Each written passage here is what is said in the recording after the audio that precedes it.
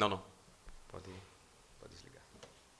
Nós vamos então para a segunda e última palestra dessa noite. Ontem nós vimos a importância da educação dos filhos dos pais cristãos, ou a educação dos filhos dos crentes sob o pacto de Deus. E nós percebemos então que não é possível que discutamos acerca da educação cristã sem considerarmos todas as implicações que envolvem a educação sob o pacto e a educação que é oferecida pelo mundo, ou a educação que é apresentada segundo uma cosmovisão que não é bíblica. Nós acabamos de ver isso de uma forma muito distinta, muito precisa na primeira palestra desta noite. Hoje, então, a nossa tarefa, o nosso objetivo é falar um pouco mais sobre a importância da educação cristã, uma vez que nós vimos que discutir a fé cristã é prioridade para que depois nós percebamos a importância da educação cristã, lembrando, por exemplo, que o Senhor mesmo, ele faz essa discriminação, ele faz essa diferença entre o seu povo e aquele que não é o seu povo, entre a semente da mulher e a descendência ou a semente da serpente, entre as ovelhas e os cabritos, ou como em sua obra, pequena obra bastante interessante sobre educação, escrita por Douglas Wilson, até traduzida para nós, porque as nossas crianças, os nossos filhos precisam de educação cristã. Ele vai dizer que, tomando as obras de Tolkien, elfos nunca vão combinar com orcs, ou seja, ovelhas e cabritos são diferentes, e o Senhor faz essa distinção. De modo que a educação cristã ela é importante, e nós estamos sendo desafiados aqui desde ontem à noite, e a importância, então, desse tema, eu vou seguir com vocês agora, convidando-os novamente para a passagem que foi lida introdutoriamente ontem, baseados em Deuteronômio capítulo 6. Deuteronômio capítulo 6, por favor. Agora, a partir do versículo de número 1, eu lerei até o versículo de número 9. Deuteronômio capítulo 6, capítulo 6, do versículo 1 ao versículo de número 9, assim diz a palavra do Senhor. Estes, pois, são os mandamentos, os estatutos e os juízos que mandou o Senhor teu Deus se te ensinassem, para que os cumprisses na terra que passas para possuir, para que temas ao Senhor teu Deus e guarde todos os seus estatutos e mandamentos que eu te ordeno, tu e teu filho, e o filho de teu filho, todos os dias da tua vida, e que teus dias sejam prolongados. Ouve, pois, ó Israel, e atenta em os cumprires, para que bem te suceda, e muito te multipliques na terra que mana leite e mel, como te disse o Senhor, Deus de teus pais. Ouve, Israel, o Senhor, nosso Deus, é o único Senhor. Amarás, pois, o Senhor teu Deus de todo o teu coração, de toda a tua alma e de toda a tua força. Estas palavras que hoje te ordeno estarão no teu coração. Tu as inculcarás a teus filhos, e delas falarás assentado em tua casa, e andando pelo caminho, e ao deitar-te e ao levantar-te.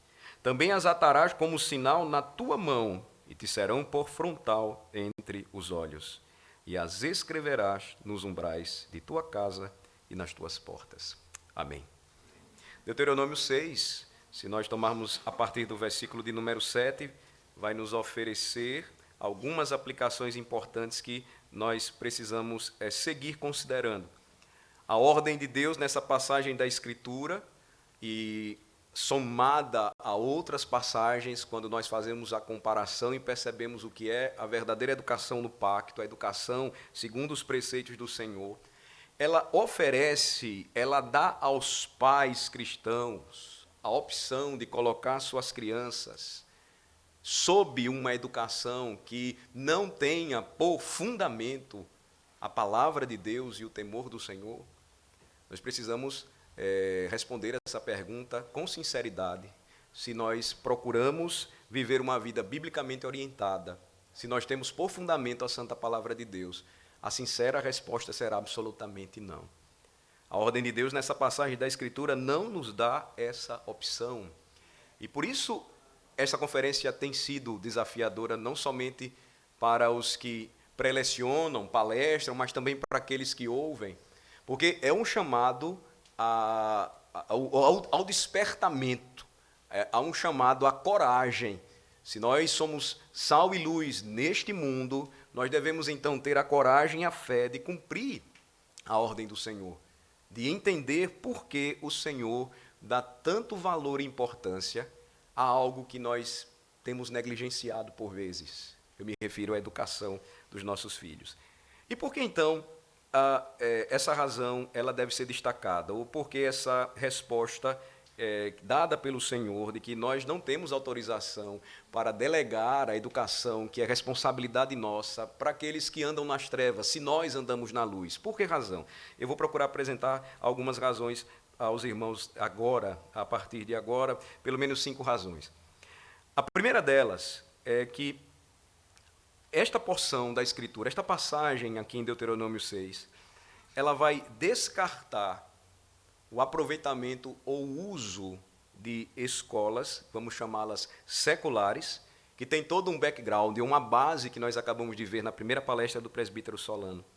E requer de nós, a porção da Escritura, que a verdadeira fé cristã seja integrada a cada área da vida. Vou repetir.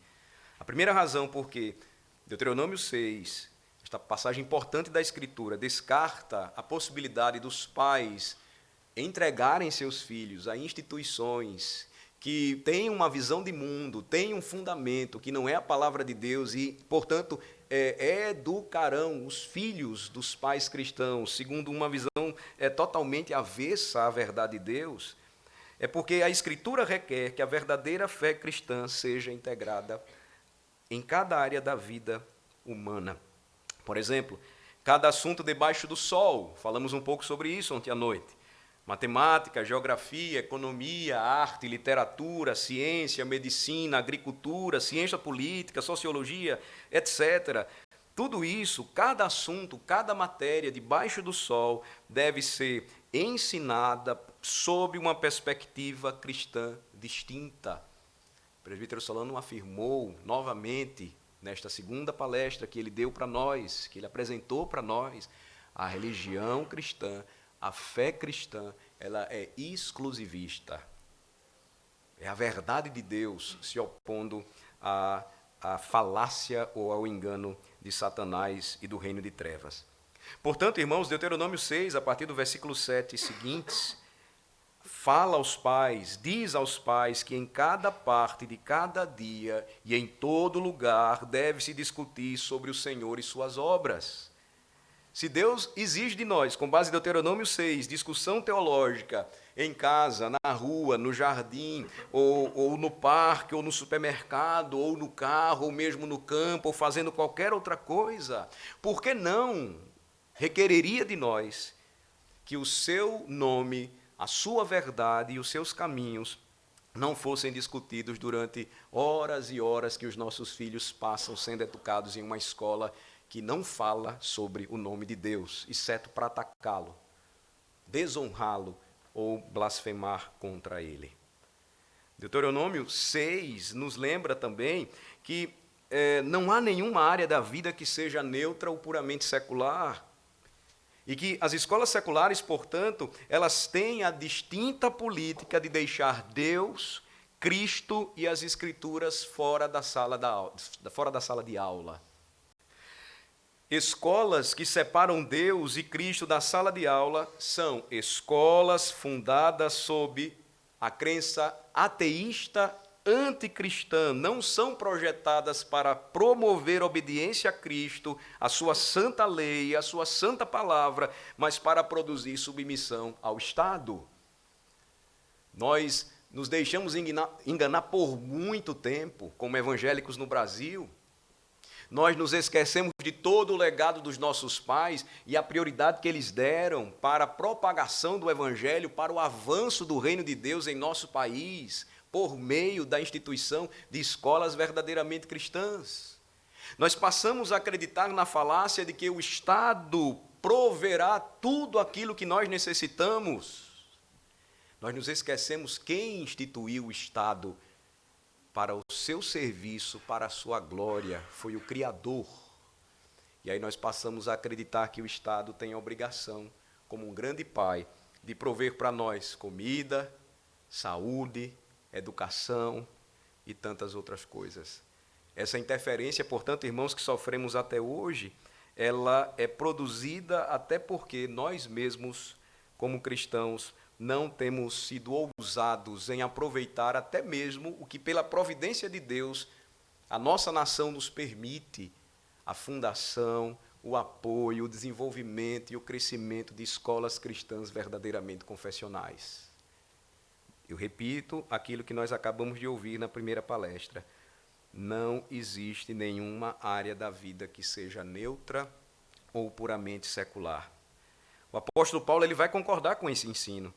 Veja que quando ele fala em Efésios 6, a partir do versículo 4, sobre o treinamento de crianças, dos filhos, no temor do Senhor, ele vai concordar com o ensino de Deuteronômio, quando ele fala aos pais que conduzam suas crianças na disciplina ou no treinamento e admoestação do Senhor. Veja, o processo inteiro de treinamento de uma criança na aliança deve ser no Senhor. Este é um termo muito querido pelo o reverendo Jaime Marcelino, um pastor amigo e muito amado. Ele gosta sempre de usar a expressão, depois de tudo que ele escreve, no Senhor, no Senhor. E, na verdade, é assim que a Escritura diz. Tudo o que fazemos deve ser no Senhor. De modo que, quando o apóstolo ele fala sobre isso, ele concorda com o ensino da Sagrada Escritura, da Escritura do Antigo Testamento. E isso vai se somar ao escrito que estava sendo formado durante o período apostólico e que nós teríamos depois, Novo Testamento. Então, ambos os testamentos falam, afirmam que no Senhor os pais devem conduzir as suas crianças no treinamento e admoestação. Assim, meus amados irmãos, cada raio de luz, assim como cada raio de luz aponta para o sol, cada pequenina parte do treinamento, da instrução, da disciplina, da educação, do conhecimento, devem convergir em total devoção e obediência a Cristo. Nós percebemos então que esta primeira razão, ela vai nos apontando o porquê a educação cristã ela é importante para a nossa vida. Ainda de acordo com o Deuteronômio, o propósito e objetivo da educação é amar e obedecer a Deus. Nós devemos criar os nossos filhos para isso. E aqui eu destaco para a nossa reflexão, os pais não devem treinar os seus filhos simplesmente para ganhar dinheiro. Nós nos deixamos envolver por esta visão mundana. Nós investimos muito em nossos filhos. Nós colocamos eles para que gastem muito tempo e recebam uma formação fortemente ateísta, simplesmente porque nós queremos que eles tenham sucesso neste mundo, que eles ganhem muito dinheiro, que eles alcancem posições e glória, para que depois nós possamos dizer, o meu filho alcançou determinada posição, o meu filho tem uma posição de destaque, ou como antigamente se dizia, ele é doutor, ele é médico, ele é um advogado, ele é famoso, enfim. E esquecemos que o princípio claro na Bíblia é que eles deveriam amar e obedecer a Deus, e então o treinamento é para que eles fossem fiéis a este pacto, a esta aliança. É o mandamento central da Bíblia. Versículo 5 de Deuteronômio 6, amarás, pois, o Senhor teu Deus de todo o teu coração, de toda a tua alma e de toda a tua força. Esta é, irmãos, a principal razão porque a teologia deveria permear todos os assuntos relacionados à educação dos nossos filhos. É impossível que separemos estas coisas. Elas precisariam caminhar submetidas a esta verdade gloriosa, a este princípio fundamental.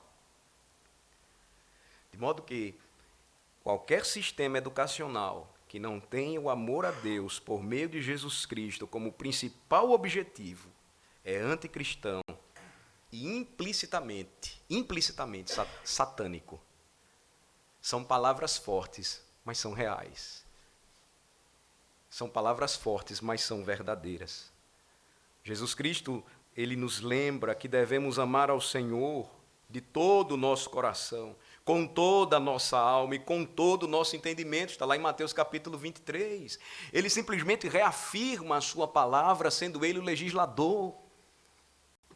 Esta é a importância da educação cristã para a vida dos filhos do pacto. E a pergunta, então, que eu preciso destacar agora é esta: como as escolas seculares podem promover o maior dos mandamentos quando, de propósito, mantém Deus fora das mentes das nossas crianças? Como é possível? Como é possível? Eles não têm interesse com respeito a isso. Segunda razão. A segunda razão porque os pais cristãos não devem se esforçar para enviar suas crianças para escolas que não têm por fundamento o temor do Senhor, é que estas escolas elas violam o primeiro mandamento da lei de Deus, quando elas adotam uma filosofia educacional na qual nenhuma religião deve ser favorecida acima de outra. Este é um segundo princípio, uma segunda razão. Então, o que é que nós percebemos?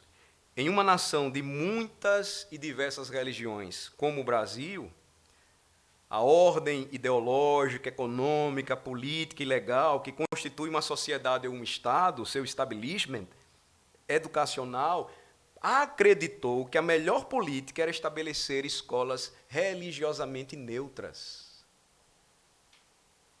É a partir daí que se inicia a negação de um importante mandamento que nos diz: não terás outros deuses diante de mim. Substitui-se o Deus de toda a terra por falsos deuses, porque a ideia de neutralidade ela não existe. Entretanto, veja que essa neutralidade é impossível, porque essas escolas elas vão optar por outra expressão de fé. Agnosticismo, humanismo secular, naturalismo darwinista, que são todas crenças religiosas opostas à fé cristã. Todas elas. Então, troca-se a verdade de Deus pela mentira, troca-se a verdade de que somente Deus, o Deus vivo e verdadeiro, deve ser adorado, por outras expressões de fé. Mas nós nos espantamos quando ainda percebemos que muitos pais cristãos sinceros se deixam enganar pela ideia, pelo mito da neutralidade. É impressionante, é impressionante. Parece que nós estamos sendo radicais demais, parece que nós estamos agindo de uma forma muito apelativa, parece que nós estamos sendo exagerados, mas, na verdade, nós estamos olhando com sinceridade para as Escrituras e refletindo acerca dela, ou sobre a Escritura, estamos refletindo acerca do que nós estamos vivenciando hoje. Nós percebemos isso.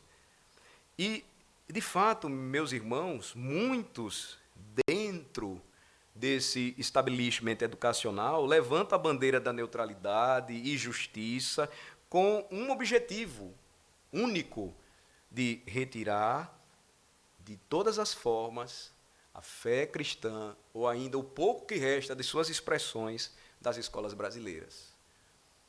Nós percebemos isso, nós olhamos isso, nós observamos, muitos de nós, pais, ainda temos filhos matriculados em escolas assim, e continuamos de forma ingênua nos deixando levar por este engodo mítico da neutralidade científica. Essas escolas não cristãs, elas se recusam a confessar algo extremamente importante. Cristo falou da importância da confissão da nossa fé. Por exemplo, abram comigo em Mateus capítulo 10, por favor. Mateus capítulo de número 10, quando o Senhor Jesus ele entregou aos seus discípulos aquela primeira comissão, nós chegamos em determinado ponto, capítulo 10, versículos 32 e 33, e ele fala da importância da confissão, um preceito um preceito relevante para a fé de todo crente. Diz assim: portanto, todo aquele que me confessar diante dos homens, também eu o confessarei diante de meu Pai que está nos céus. Mas aquele que me negar diante dos homens, eu também o negarei diante de meu Pai que está nos céus. Escolas não cristãs se recusam a confessar o nome de Cristo perante os homens. Escolas não cristãs ensinam por preceito e exemplo que Deus, Cristo Jesus, a sua palavra, a Bíblia, nada tem a ver com a educação. A palavra de Deus, contudo, vai dizer que o princípio do conhecimento ou da sabedoria é o temor do Senhor, e eu pergunto, com quem vamos caminhar? Com que verdade nós vamos ficar? Com que palavra nós vamos então, por meio de que palavra nós vamos nos guiar? A palavra de Deus vai nos mostrar com isso que as filosofias humanas não estão de acordo com Cristo, porque Deus deu a Cristo toda a autoridade no céu e na terra. Não há, portanto, nenhuma área da vida do homem que não esteja sob o seu domínio. É impressionante isso, irmãos, quando nós lemos os autores bíblicos e nós tomamos o início da carta aos Hebreus e ele vai falar da superioridade de Cristo sobre tudo e todos. E o autor vai afirmar, a princípio, que ele, Cristo, sustenta todas as coisas pela palavra do seu poder. O apóstolo diria ou disse, tudo foi feito por intermédio dele, sem ele nada do que foi feito se fez. Juntando estas preciosas verdades da palavra de Deus, se Cristo simplesmente decidisse não sustentar mais coisa alguma, o mundo entraria em colapso. O que nós percebemos à medida em que o Senhor Deus, preparando a libertação do seu povo escravo no Egito, ele foi fazendo com o faraó e seus falsos deuses. Sendo Deus de toda a criação e da ordem, por um momento então ele descria o que criou e traz o caos novamente e retoma novamente a ordem em meio ao caos para mostrar: eu sou o Senhor, eu sustento o mundo, eu falo e cumpro por minha palavra o que digo, eu sou o Redentor de Israel, do meu povo eleito. Essas verdades, irmãos, elas inexistem à medida em que crianças que nascem em lares cristãos passam a maior parte do seu tempo sendo educadas por aqueles que vão dizer: não, essas áreas de sua vida são livres, ou estão livres para você viver, crescer, se desenvolver. Enquanto a própria Escritura Sagrada, ela nos lembra que escolas não cristãs, elas se encaixam no que diz o salmista Davi, no Salmo de número 2.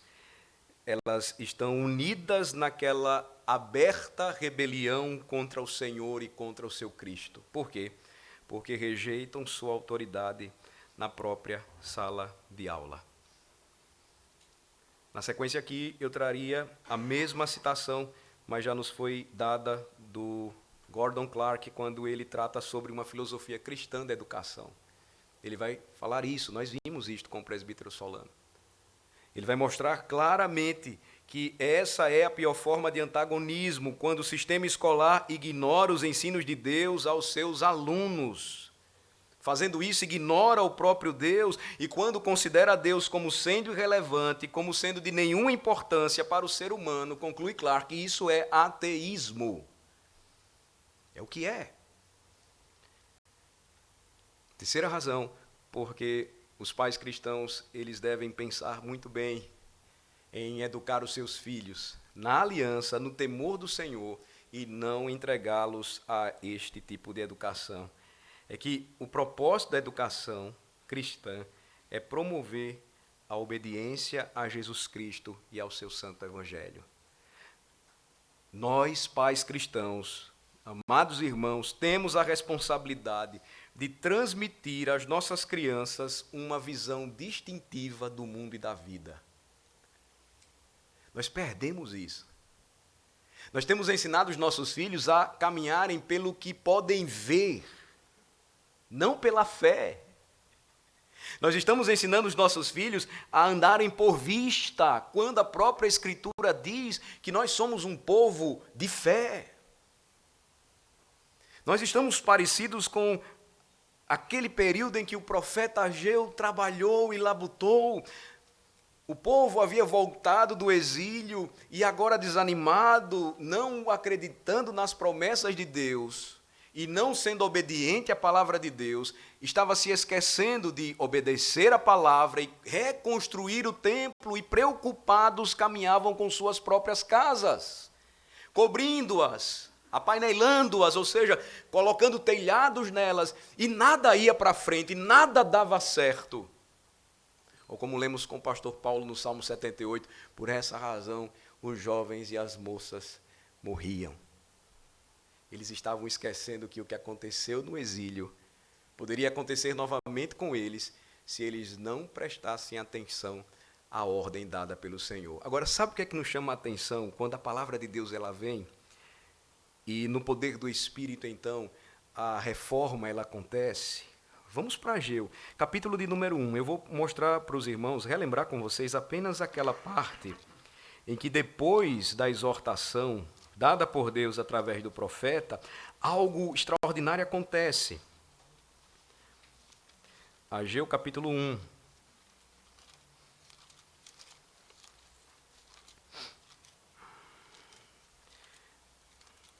Diz assim: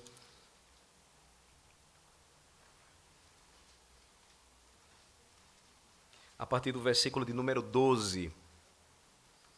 Ageu capítulo 1, a partir do versículo de número 12. Então, Zorobabel, filho de Salatiel, e Josué, filho de Josadaque, o sumo sacerdote, e todo o resto do povo atenderam à voz do Senhor, seu Deus, e às palavras do profeta Ageu, as quais o Senhor, seu Deus, o tinha mandado dizer, e o povo temeu diante do Senhor. Então Ageu, o enviado do Senhor, falou ao povo, segundo a mensagem do Senhor, dizendo: eu sou convosco, diz o Senhor. O Senhor despertou o espírito de Zorobabel, filho de Salatiel, governador de Judá, e o espírito de Josué, filho de Josadaque, o sumo sacerdote, e o espírito do resto de todo o povo. Eles vieram e se puseram ao trabalho na casa do Senhor dos Exércitos, seu Deus. A instrução ela é importante, porque em oração nós devemos rogar ao Senhor que sejamos então despertados. O que aconteceu nos dias de Ageu é o que, na verdade, se destaca em nossos dias.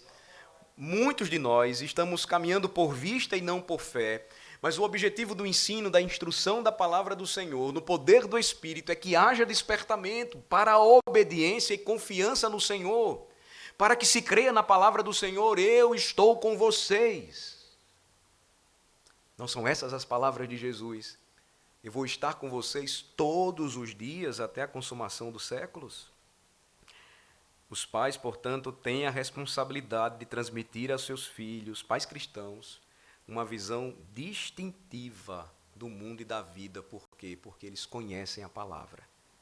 A educação de uma criança cristã deve ser permeada com a ética ou valores cristãos. O nosso Senhor é o Deus de toda a ordem moral.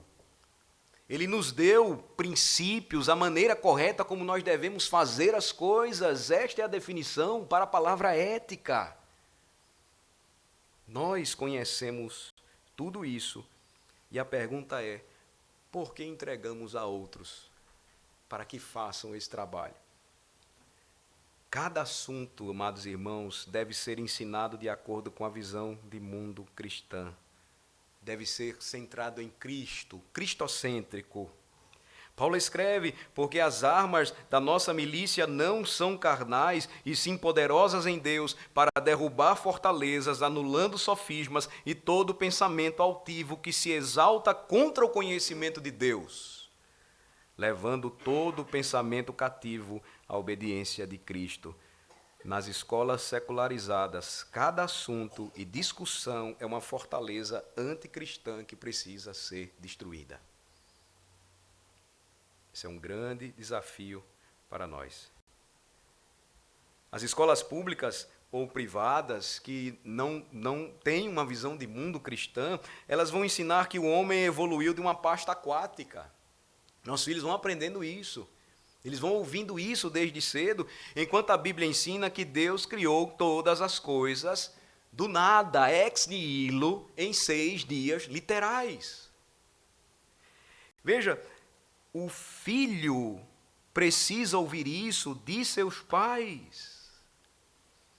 E eu pergunto, é apropriado para um pai cristão expor seu filho pequeno, 7 ou 8 anos de idade, a um sistema dogmático e organizado que ataca doutrinas tão fundamentais como a da criação?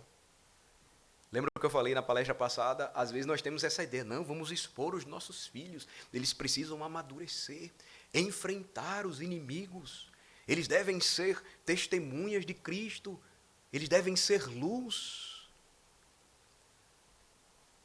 Conversávamos ali, no momento do break, que o Senhor não confiou isso aos nossos filhos. Eles precisam ser cuidados, protegidos, guardados. A própria palavra aluno, em sua origem, etimologia, diz respeito àqueles que precisam da luz.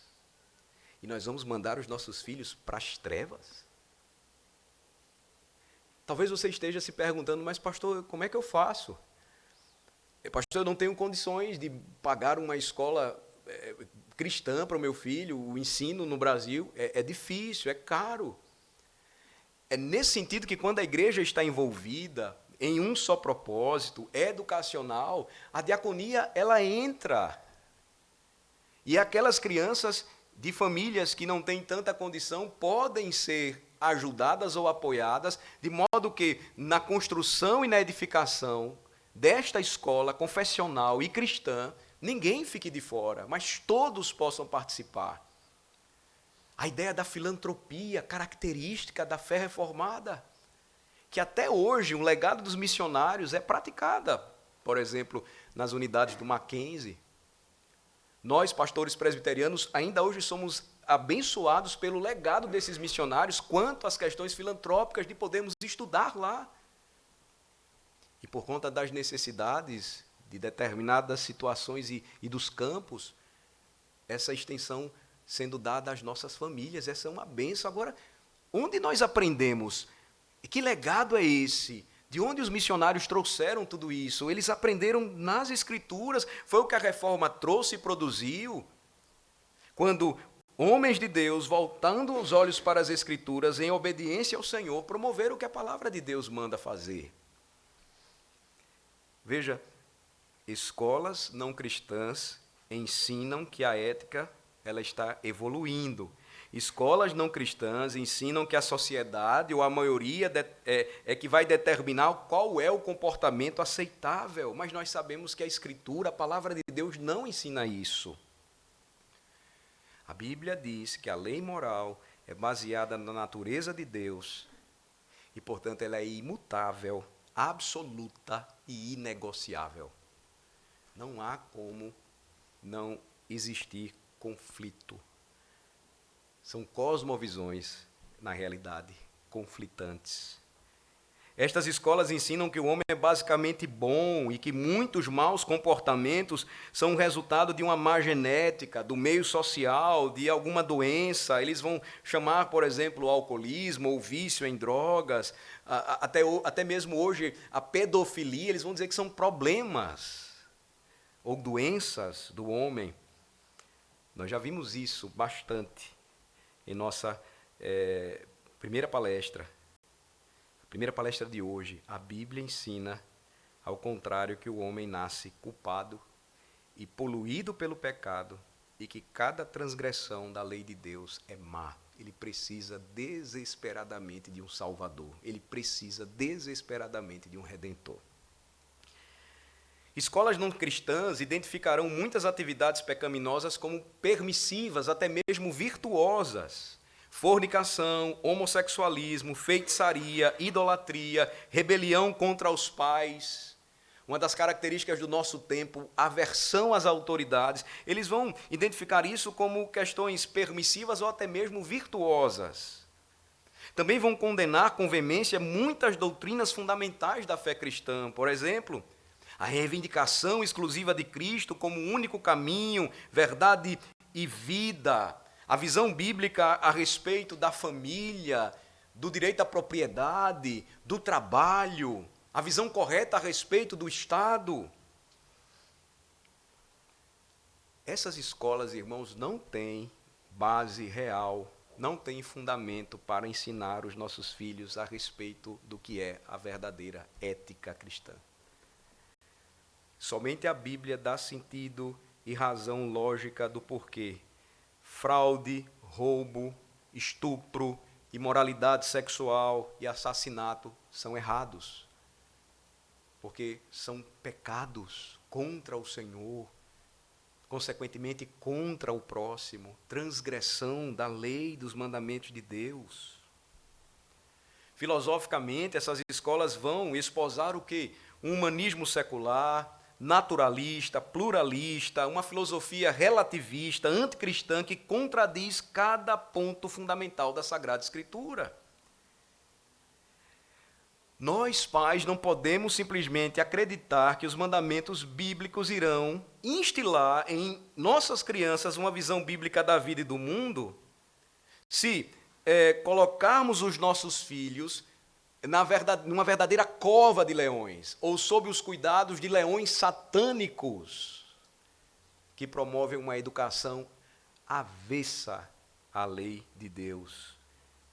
Se cada pensamento, meus irmãos, deve ser levado cativo à obediência de Cristo, não podemos então levar o pensamento dos nossos filhos ao cativeiro da obediência do Estado pagão. Veja, a situação cada vez piora para nós. Nós ficamos cada vez mais moídos, cada vez mais incomodados, desafiados. Não queremos dizer que é algo fácil, simplesmente fácil de resolver, mas que nós precisamos encarar isso de uma forma muito séria. Nós estamos perdendo muito tempo. Depois nós vamos nos questionar por que os nossos filhos, eles não caminham mais conosco. Eles passaram mais tempo ouvindo tudo aquilo que procurou destruir, o que nós de forma muito frágil, porque fomos levando isso de uma forma muito negligente e pensávamos que seria suficiente. Observem, meus amados irmãos, essas razões elas são muito sérias para nós. Quarta razão, porque os pais cristãos eles não devem enviar suas crianças para escolas assim, anticristãs, que não tenham temor do Senhor, é que, como diz o apóstolo Paulo em 1 Coríntios 15, as más conversações ou as más companhias corrompem os bons costumes. A palavra traduzida como comunicação ou companhia significa o quê? Charles Hodge, comentando essa passagem, ele diz assim, significa o que anda junto, que acompanha. Está se dizendo que o contato, a associação com o mal é o que corrompe. É totalmente danoso, perigosíssimo enviar os nossos filhos a uma sociedade de professores maus. Até mesmo para uma escola cristã, às vezes a tentação é, nós não vamos colocar esse professor aqui, porque ele é o fera, ele é o homem mais capaz nesta área, então ele é muito conhecido, vai atrair alunos para a escola.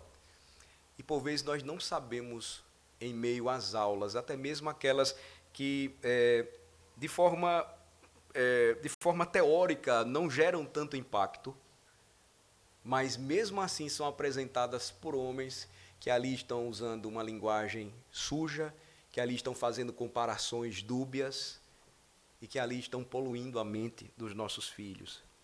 Veja, a vida espiritual, ela se extingue na atmosfera da sociedade carnal. Um certo tipo de intoxicação rapidamente sobrevém sobre aqueles que frequentam esta atmosfera, afirma o Frederic Goudin, em seu comentário sobre 1 aos Coríntios. É uma intoxicação.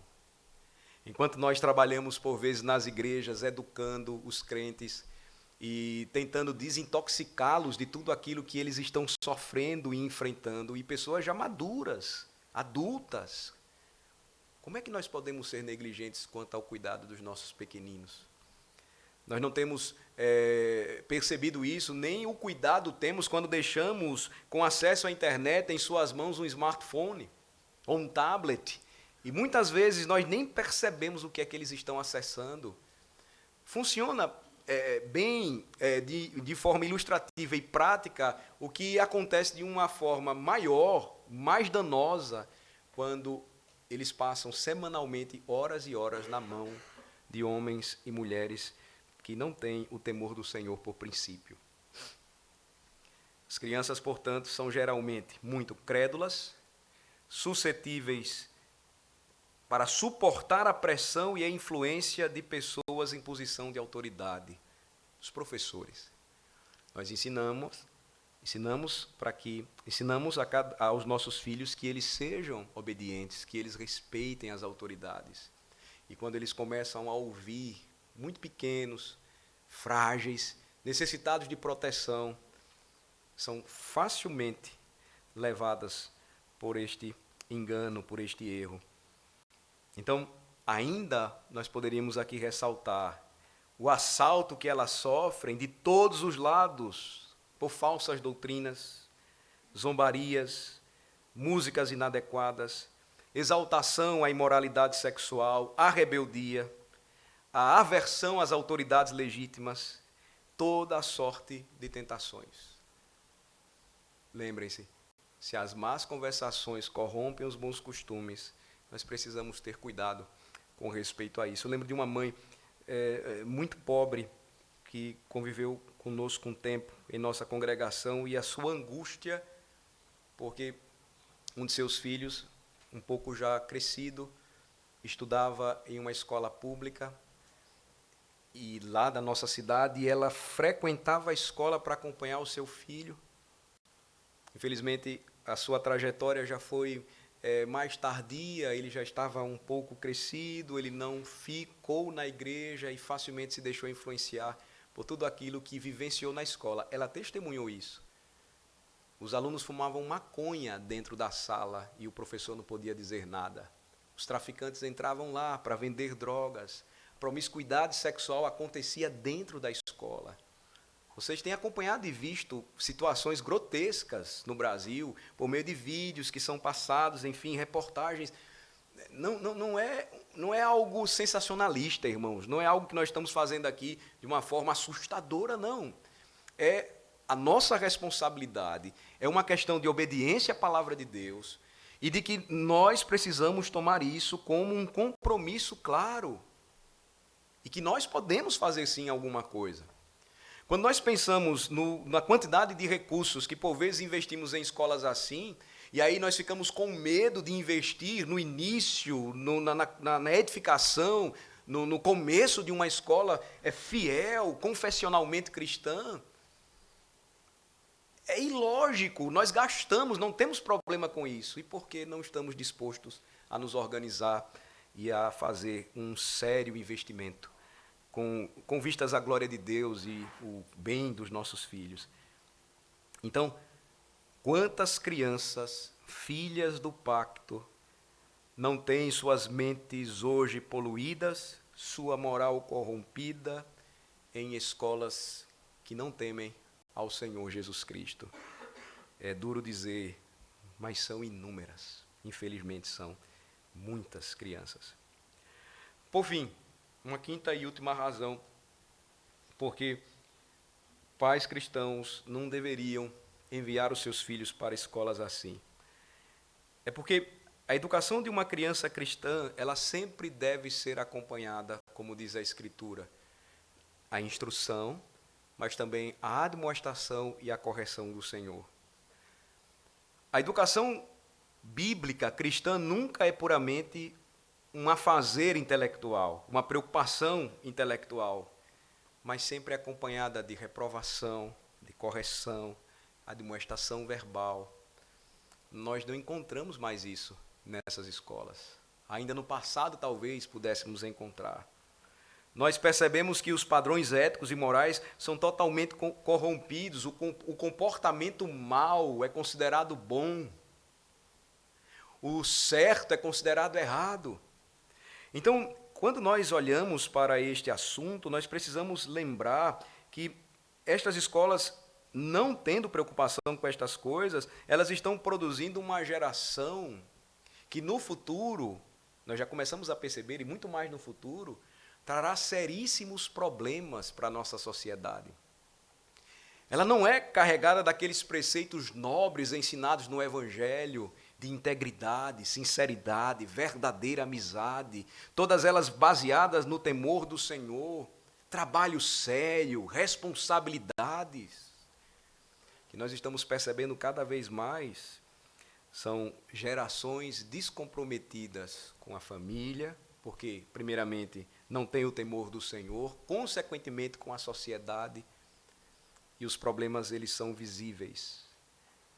Lembro-me, presbítero Solano, quando estudando lá no Mackenzie, naquela região, eu ficava admirado com um dos bares que ficam na região do campus, fora, obviamente, e que afirmam ser o que vende mais cerveja na América Latina. Todo dia, se eu chegava de manhã ou ia à noite para o hotel descansar, tinha jovens bebendo lá e usando drogas o dia todo. Os resultados, então, práticos disso, nós vamos ver depois na sociedade, infelizmente. Isso reflete nos lares, reflete na nação. Se nós não cuidamos disso, irmãos, nós perdemos a oportunidade de, como testemunhas do Evangelho, mostrarmos o que é de diferente, ou o que de diferente pode acontecer quando escolas cristãs confessionais elas se espalham pelo país, assim como as igrejas de Cristo. Assim, as crianças da aliança, elas precisam ter uma educação diferente. Eu lembro que quando estudava na reunião de homens sobre oração e trabalhando um livro do Dr. Bick sobre a família na igreja, e tem uma parte importante que fala sobre oração, ele mostra como que naqueles períodos de avivamento, na Inglaterra e na Nova Inglaterra, as instituições de ensino, elas também se tornavam locais onde os alunos se reuniam para orar, meditar sobre a palavra, promover santidade, temor do Senhor. Se nós, irmãos, não estamos fazendo isso em nossa própria casa, em nosso próprio lar, como é possível termos essa expectativa futura? Lembre-se, tudo começa na base. Consequentemente, nós vamos nos preocupar com algo maior. Nós vamos desejar isso com sinceridade diante de Deus. Lembrem-se, o discurso ímpio sempre vai receber louvor nestes lugares, nestas instituições não cristãs. Se falará sobre a aceitação e promoção da autonomia humana, do relativismo, da homossexualidade, da evolução, do politeísmo, do racismo invertido, multiculturalismo, feminismo, estatismo, enfim. Os nossos filhos estarão constantemente ligados a isso. Só que quando eles se posicionarem a respeito da sua fé, quando eles tentarem se manifestar a respeito dos valores os quais eles creem, aprendem em casa e na igreja, eles serão motivo de zombaria, de ações vexatórias, de discriminação, de verdadeiros ataques, de fato, do inimigo. Eu lembro aos irmãos a seriedade do que nós estamos vendo durante esses dias. Eu lembro aos irmãos a importância desse tema para o nosso tempo. Se nós desejamos que a reforma de fato aconteça em nosso país, nós precisamos observar com atenção o que a Bíblia diz sobre a educação. É inconcebível, meus amados irmãos, que nós tenhamos a quantidade, o percentual de evangélicos que os organismos estatísticos da nossa nação mencionam e não haja impacto importante, significativo em nosso país. Há algo errado. Alguma coisa estranha.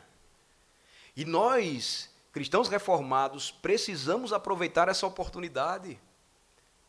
no trabalho de plantação de igrejas, também o desenvolvimento e a instituição de novas unidades de educação confessional, para a formação dos nossos filhos e, ao mesmo tempo, também para recebendo alunos que não têm essa formação, testemunharmos o que é a verdadeira luz que, vindo ao mundo, dissipa todas as trevas.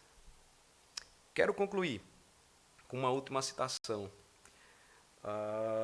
Rushduni, quando ele fala sobre o caráter messiânico da educação americana, em sua obra, ele diz o seguinte: se a educação é, em qualquer sentido, uma preparação para a vida, então sua preocupação é religiosa.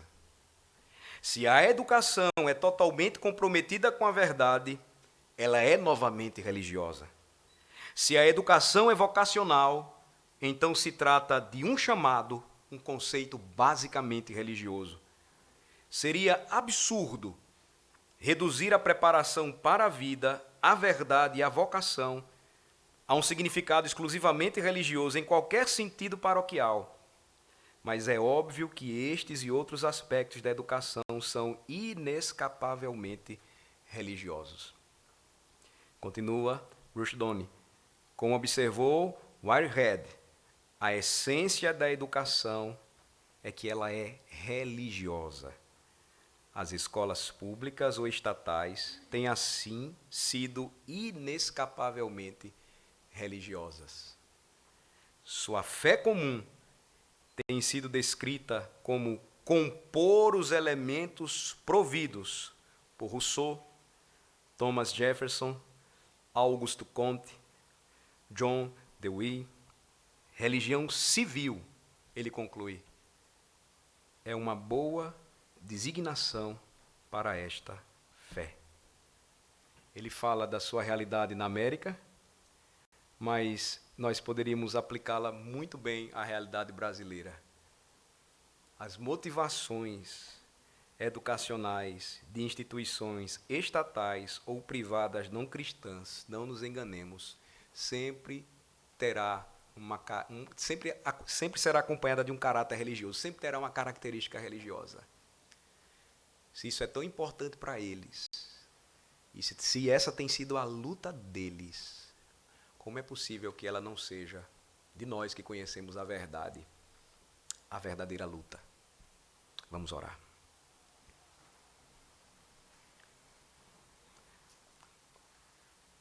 Ó Deus eterno, vivo e verdadeiro, suplicamos ao Senhor que, ao término deste segundo dia de conferência, não saiamos daqui desanimados, mas encorajados a estudar mais sobre o assunto, a pesquisar mais sobre o tema, acima de tudo, a orar ao Senhor para que abençoe o teu povo, despertando quanto a esta responsabilidade pactual. Aproveitando também o importante momento em que nossa nação está vivendo e que nós podemos então contribuir enquanto caminhamos neste mundo como um povo de fé,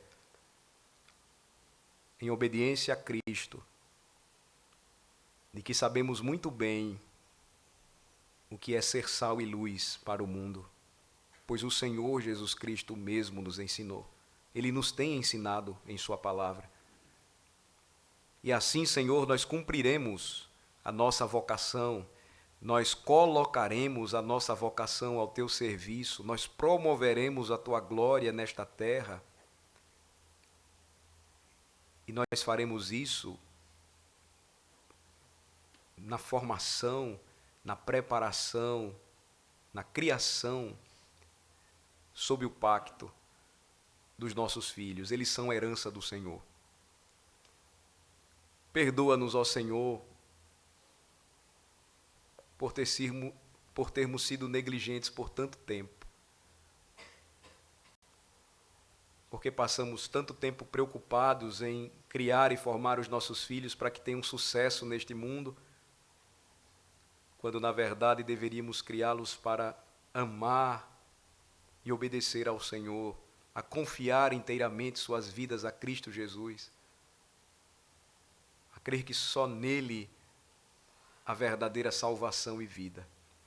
Senhor, abençoa-nos, dando-nos forças e ânimo, para que, não somente aqui no Recife, mas em Aracaju, em São Paulo e em todas as partes da nossa nação, o teu povo seja despertado quanto a esse compromisso e missão, e assim nós possamos mostrar que a verdadeira educação aos pés de Cristo promove o conhecimento, o crescimento, mas tudo isso ligado ao temor do Senhor, porque nele nós encontramos o verdadeiro fundamento para a sabedoria.